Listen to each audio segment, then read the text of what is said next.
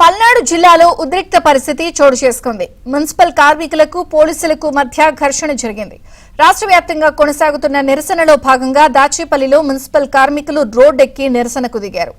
అద్దంకి నార్కెట్పల్లి హైవేపై బైఠాయించి ప్రభుత్వానికి వ్యతిరేకంగా నినాదాలు చేశారు. దీంతో వారిని పోలీసులు బలవంతంగా పోలీసు వాహనాల్లోకి ఎక్కించారు. దీంతో అక్కడ కాసేపు ఉద్రిక్త పరిస్థితి చోటు చేసుకుంది.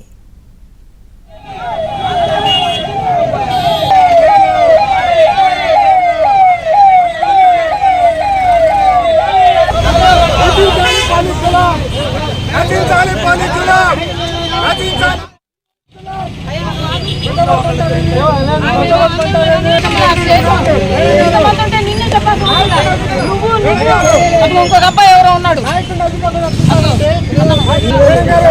ఇవ్వాలి